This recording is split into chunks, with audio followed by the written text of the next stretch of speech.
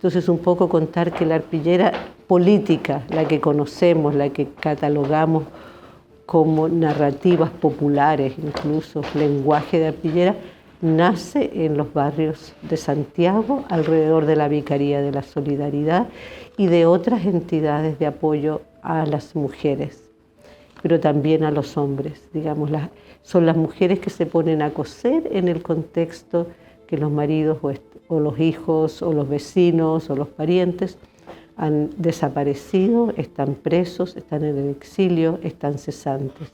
Entonces ellas comienzan a hacer estas historias, a contarlas con aguja y retazos de materiales, generalmente de ropas usadas o de lo que tienen.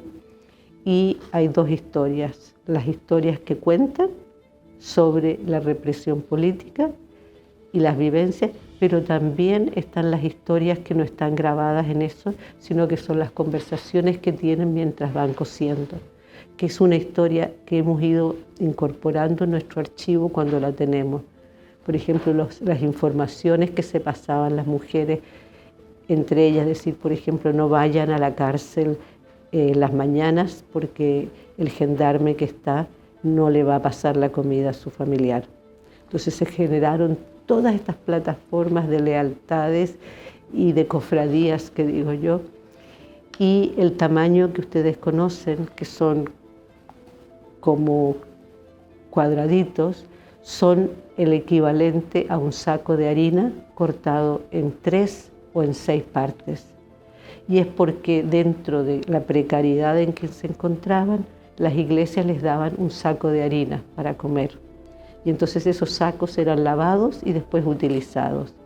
Pero en su respuesta las mujeres lo que hicieron fue trabajar sus historias, y lo que manifestaron por un lado es el poder sacar estas historias fuera de su comunidad, fuera del país, porque no existía el testimonio de lo que ocurría. Es decir, el lenguaje que había era el lenguaje oficial de la dictadura.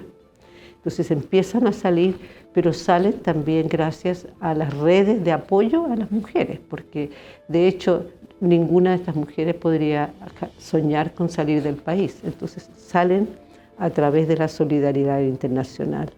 Y existen entonces estas arpilleras como que yo llamo las fotografías textiles, lenguaje textil, pero también son un recurso de sobrevivencia.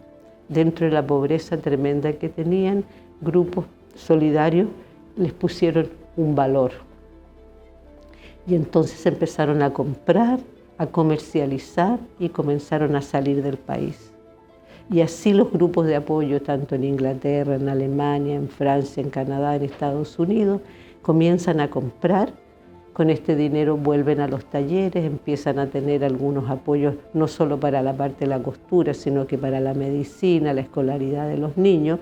Se vuelve una fuente de ingreso, pero además se meten todas estas más políticas. Lo más importante para ellas era que los materiales no fueran comprados, que llegaran de la solidaridad, de lo que otra compañera daba. Y algunos talleres eran muy bonitos porque solamente había un poquito de material y había que negociar. ¿Quién necesita el rojo? Porque hay solo un trocito de rojo.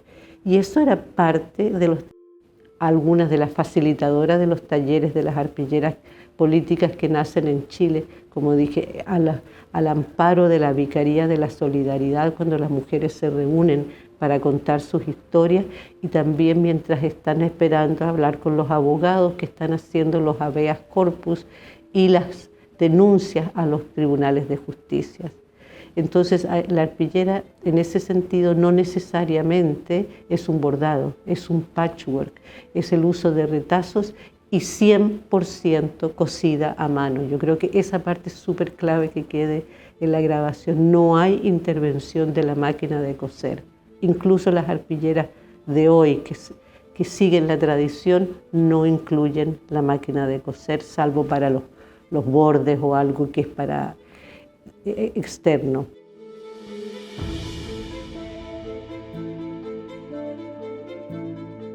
Con la exportación de las arpilleras a distintos países y la valoración de este trabajo y estas redes, también vino el trabajo que empezamos nosotros de hacer talleres en otras partes, de ir respondiendo, pero como me dijo en una ocasión un cónsul chileno, las arpilleras son embajadoras. Y cuando le pregunto qué es un embajador, dice, bueno, por un lado cuenta las historias recientes de su pueblo y por otro lado, con la cultura, influencia en otras. Entonces yo lo escuché muy atentamente, él me invitó a llevar una exposición a la Embajada de Londres, que yo estimaba que era una devolución de justicia, porque las mujeres fueron proscritas. En el año 80 estaba prohibido hacerlas, tenerlas, venderlas. Te ibas a juicio militar, está en el catálogo de Brasil, y los avisos en el diario, es decir, se quemaban, se botaban.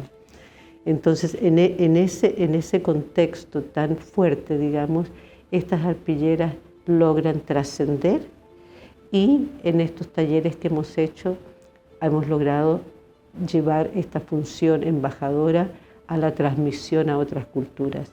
Y es así que ustedes ahora tienen en Cataluña, yo creo, el grupo más eximio de arpilleristas que yo conozca en el mundo, fuera de Chile, que han hecho de su trabajo la narrativa, han hecho un trabajo de lo que es su comunidad, el Ateneu San Roc, y donde viven en Badalona, pero además han hecho unas arpilleras tremendamente interesantes sobre la Guerra Civil Española, que era un tema tabú. A mí me piden en algún momento en Irlanda del Norte que si puedo contribuir un poco a trabajar el conflicto de Irlanda del Norte. Y entonces para mostrarlo, imaginar, buscar algo nuevo, yo dije, bueno, voy a recurrir a este trabajo de las mujeres, porque en Irlanda del Norte el conflicto se divide entre católicos, protestantes y los hombres armados. Pero ¿y qué dicen las mujeres? Y me decían que no, que nadie hacía. Pero yo dije, donde hay mujeres hay trabajo. Y empecé a visitar grupos y a trabajar con ellas e hicimos una exposición muy grande en Irlanda del Norte que se llamó El arte de la supervivencia. Los quilt irlandeses y otros textiles. Y ahí hicimos una sección solo dedicada a las arpilleras chilenas, donde yo escribía a mis amigos a quienes había regalado arpilleras que me las reenviaran y otros prestaron. Hicimos una exposición en el año 2008.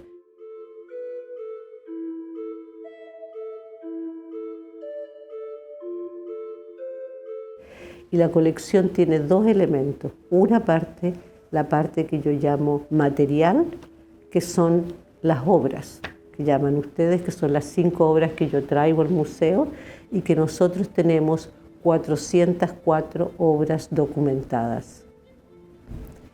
Poseemos aproximadamente 200 obras. Cada obra que nosotros poseemos ha sido expuesta en al menos 1 o 2 exposiciones y ha sido estudiada. Nosotros no tenemos un depósito, sino que cada obra que tenemos es una obra viva, que se mueve, que conversa con otras obras y que se permite el ser encontrada en otros contextos. Entonces, y por otro lado, la Universidad de Ulster incorporó en su archivo la parte digital.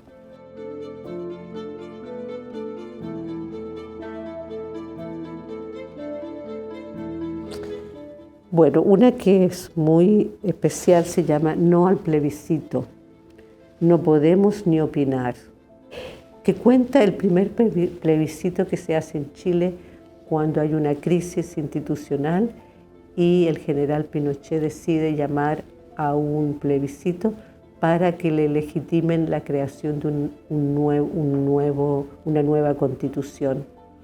Y entonces le dan la posibilidad de decir sí o no, pero en realidad había que decir sí, porque si tú decías no te ibas preso.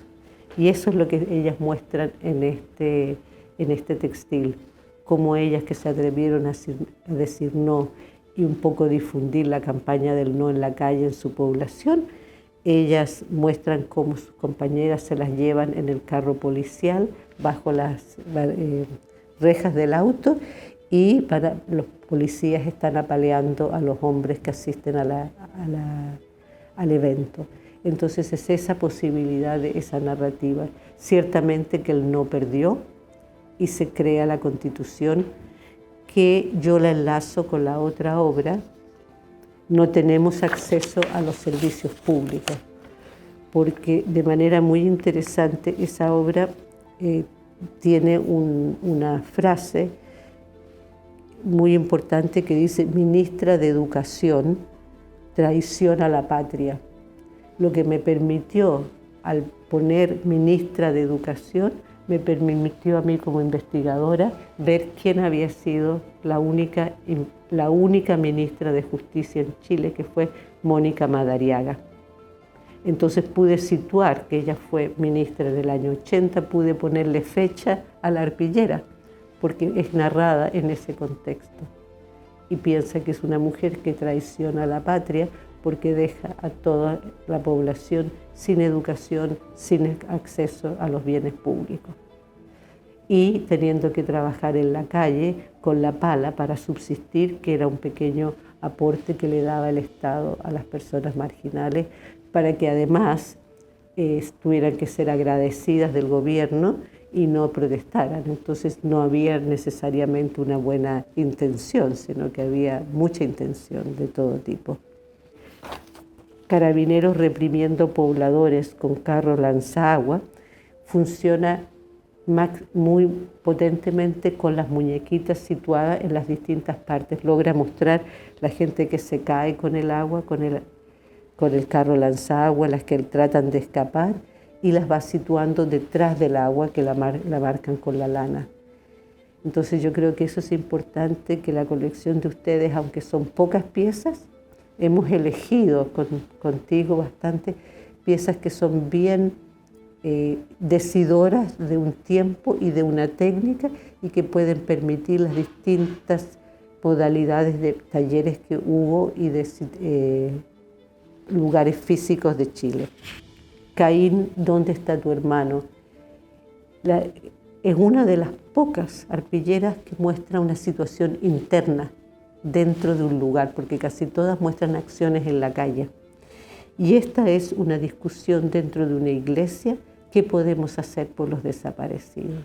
Entonces muestra una escena, y muy educadas las mujeres levantando la mano: ¿quién puede hablar? ¿Qué podemos hacer?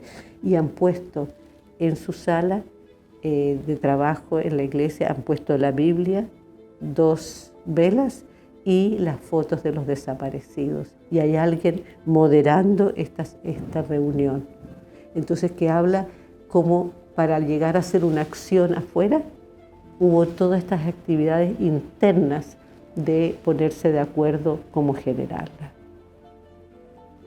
Y dado que ustedes podían adquirir esas 4 piezas solamente, a mí me pareció pertinente poder donar una pieza que situara ya los tiempos más presentes de arpilleristas que son muy vigentes, muy importantes, y que han hecho el traspaso de la técnica tradicional a los tiempos modernos. O creo que no es moderno, los tiempos actuales. En el sentido que lo ha trabajado es Aurora Ortiz, que ha trabajado muchas temáticas, y me pareció bonito poner el mapa de Chile, porque no todas las personas que vienen van a saber de dónde provienen. La entrada de las arpilleras en el mundo de los museos, de las universidades y de las bibliotecas me pareció a mí una entrada muy técnica, pero muy estratégica, de transformarlo y de generar en las personas que no son afines a estos temas, poder encontrar estas obras y darse cuenta de la potencialidad que tienen.